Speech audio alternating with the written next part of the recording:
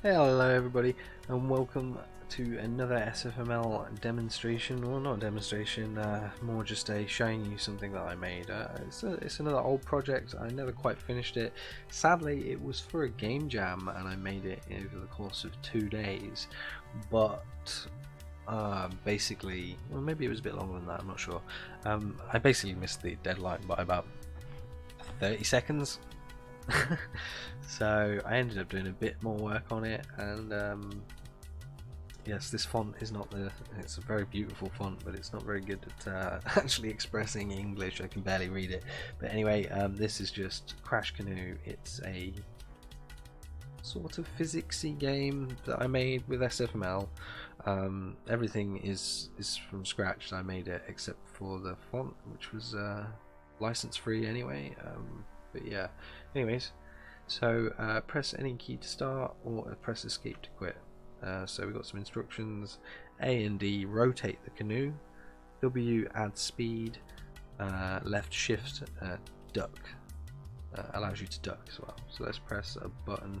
I'm probably going to skip forward to a later level in the game because the very beginning is very tame. But anyway, I'm going to play and show you.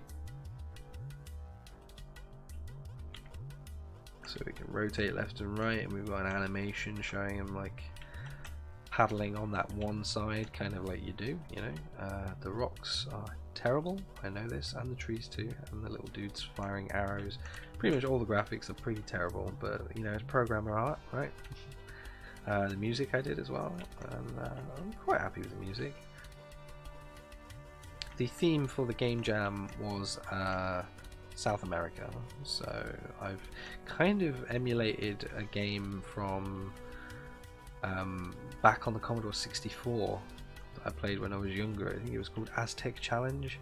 It's kind of like Aztec Challenge in a way, except that game is much more hardcore, where you basically have this, you know, scrolling world that you go through and you have to just avoid obstacles.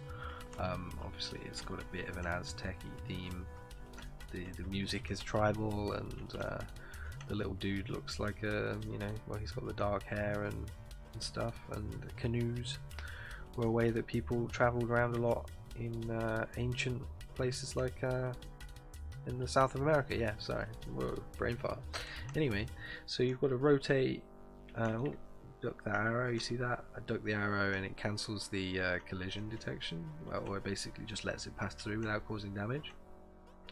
One of the things that was challenging about this game, and I still don't really understand, you know, as much as I program and I make games, I'm not by any means a maths genius. In fact, I'm not very good at maths at all.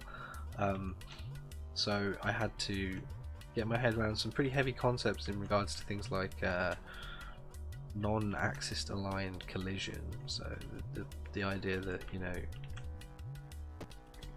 you're going to have rectangles collide, but they're not actually axis aligned. You know, you couldn't put them side by side and have them fit, kind of thing. So yeah, that was a very convoluted process to get it so that the canoe, which is a rectangle that rotates, can still collide with another object like that. You see it kind of bounces off of things as well, so it predicts a future course after the collision, which is nice.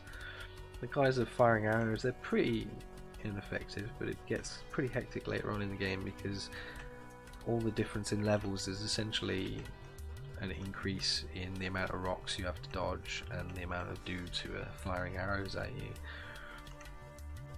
It's a pretty simple concept, let's face it. But I'd say it's one of the few projects that I've actually kind of finished. I could say that this is finished, considering it's still better than it was going to be when I was going to submit it to the game jam.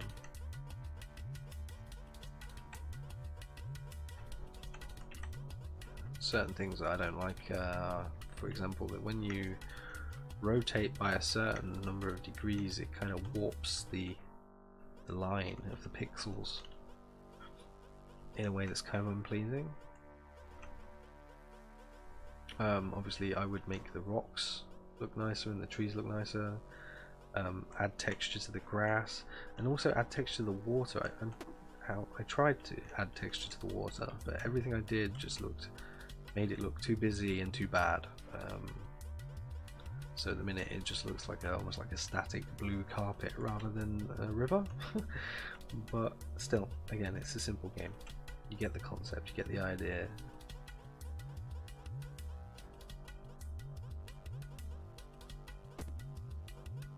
Just die to demonstrate death, I suppose, as well.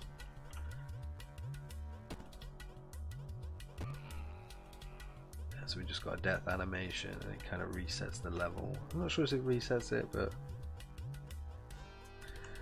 effectively resets it. Now you can't add forward momentum at the same time as turning, so you have to really judge your angle in advance of it, in advance of speeding up and stuff like that.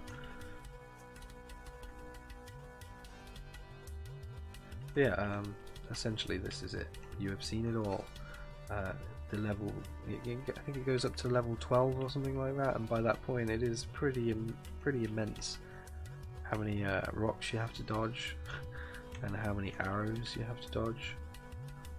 So obviously the more slow and stuff you have to be to get through these denser fields of rocks, the more you have to be slowed down, and it gives the guys who are slinging arrows at you a much better chance of actually getting you,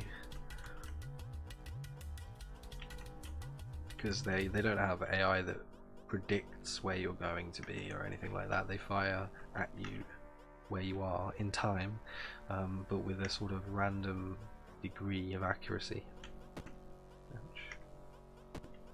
Yes, anyway, this is Crash Canoe, and it's another example of an SFML project that I worked on. Thanks for watching, everyone, and I'll see you in another video.